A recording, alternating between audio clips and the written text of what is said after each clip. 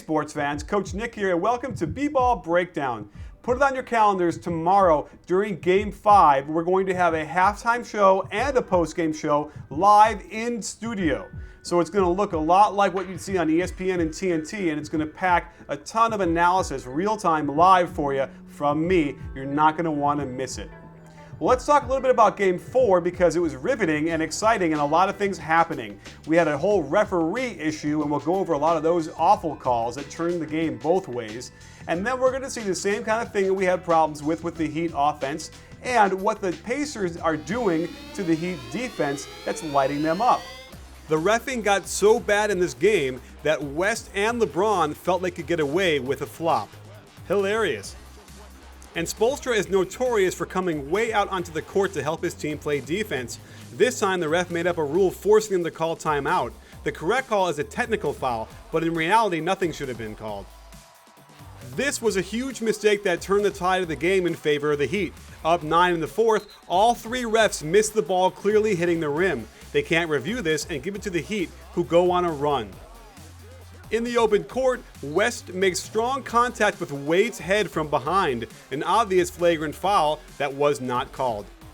LeBron's second foul was shocking for two reasons. A, it's LeBron, and B, there wasn't much of anything there to call. In the fourth, Paul George got an and one on LeBron, even though it appeared LeBron went straight up, and it was George who initiated all the contact. The refs missed an obvious travel on this Ray Allen drive when he landed before releasing the ball. Another astonishing call on this illegal screen by LeBron. Sure, he gets his feet way too wide and trips Stevenson a little bit, but how does the superstar get his sixth foul called on him for this one? And last but not least, I believe the whistle was late and the travel on Wade was not the step back, but the shot fake before that. Watch how his left foot pivot slides a little bit before dribbling the ball. The step back has a little hitch to it which looks a little bit funky but not a travel. Now, let's look at the Heat offense. We've already documented how schizophrenic it is by running completely different sets each game. While this doesn't hurt a player like LeBron, it is no surprise that Battier, Allen, Cole, and Chalmers have all struggled through big stretches throughout this series. These are the plays we've identified as giving the Heat the best shots, yet they continue to ignore these in favor of running a 5-out spread with almost no movement. Here's why the LeBron flash at the free throw line is a well-designed play. You get a screen for LeBron towards the middle of the floor and then create a three-man game with the Heat's big three. A Wade back screen cut to the hoop forces the defense out of position and frees up LeBron for an easy three. Having barely gone to it all game, they run it in crunch time but don't execute the Wade back screen very well, and Chris Bosh can't get rid of the ball fast enough to LeBron for a pick and roll. They end up with the last thing they want, a shot from Mario Chalmers. Next up is horns, a set they've relied on heavily all year and have used less and less as the series has progressed. On this play, they send the point guard to the strong side to screen for Wade in the corner. If Wade doesn't get it, they execute a corner pick and roll, which gets Cole a layup. This time, the point guard goes to the weak side as Wade tries to post up his man. Great defense by Hill, and Birdman swings it for a sideline screen and roll that Chalmers scores on. On this play, the point guard goes weak side again, this time to screen for LeBron out of the corner, the best option they have in this set. The Heat get the switch they want, Hill on LeBron, and when Paul George tries to help, they get Chalmers an open look. However, Hibbert's value on the defensive end is evident by this miss. Dwayne Wade again tries to turn horns into a post-up for him, but he just doesn't look right with this miss. And look at this laughable attempt at a screen in the corner. The Heat put no pressure on the Pacers' defense, and they contest this ugly miss by Ray Allen. LeBron's post-ups completely changed the game for the Heat in Game 3. With this setup, Bosh keeps West honest by being above the free throw line. Inexplicably, he cuts down, allowing West to come over and bother the post-up. The Heat want to use Battier to feed the post, hoping his man might try and help, freeing Battier for an open three. Young battles LeBron to front him, and the Heat counter by swinging it. With this awful weak side spacing, it makes it very easy for an extra defender to come over and help. Again, with Battier jogging slowly through the lane to stand next to Birdman, and Cole right there as well, it clogs the lane with potential helpers. Young doesn't let LeBron back him down, so he settles for a tough turnaround fadeaway. On LeBron's only score, you can still see how the Heat players are bunched up on the weak side, allowing help from all over. I highly doubt LeBron would have made this shot considering where it hit the backboard before being goaltended. So this was the set the Heat chose to run almost 1/3 of the time. 5 men on the perimeter with 1 designated ball screener. In this case, it's Battier trying to pick and pop. The ball never swings, and no one near for an offensive rebound.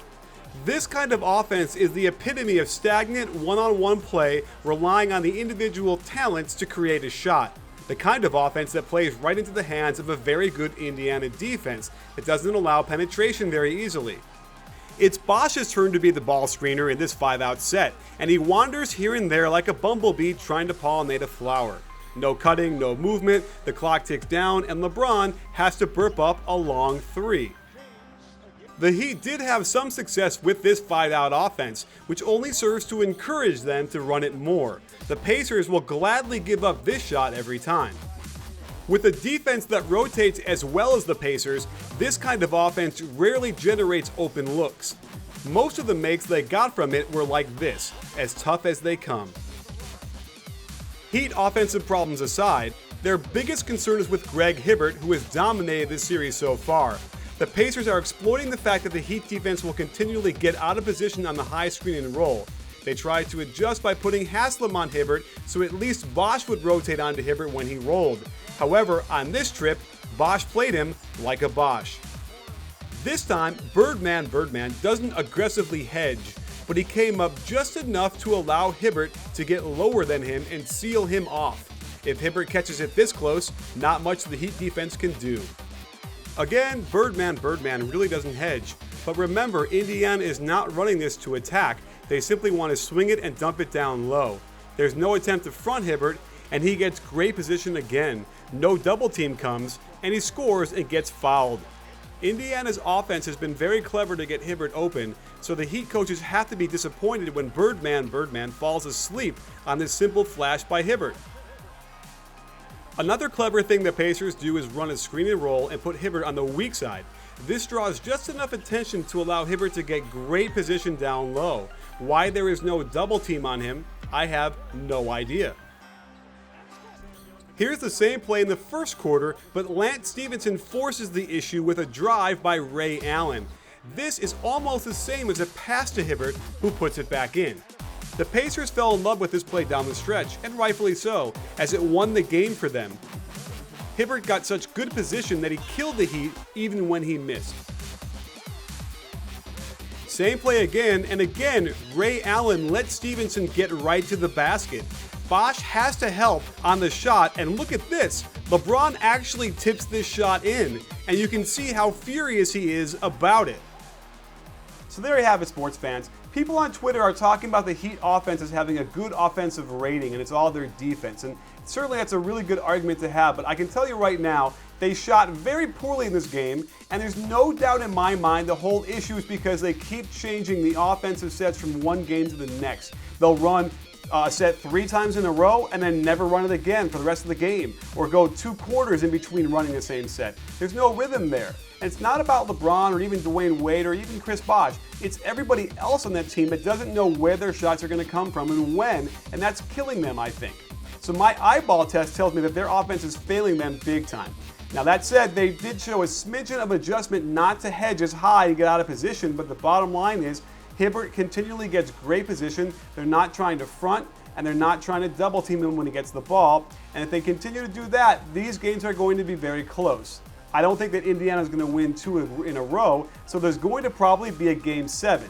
And that means they're going to have a Game 7 in Miami. The question is, will Indiana be able to win on the road in a Game 7? And I really don't think you can give them the nod here if you have to predict it. So right now, I would still say the Heat are going to win this in 7 games, but they're going to have all they can handle, and the Spurs will have a terrific blueprint for how to beat them in the finals. Well, again, don't miss our halftime show tomorrow and our post-game show tomorrow, all live in studio. I'll be looking good. We'll be sounding good. We'll have the whole studio behind us. Don't miss it. And if you didn't see us on ESPN Radio last night, I did a little segment with Freddie Coleman, so don't miss that either. Link below. And don't forget, at B-Ball Breakdown, we're not a channel, we're a conversation. You in?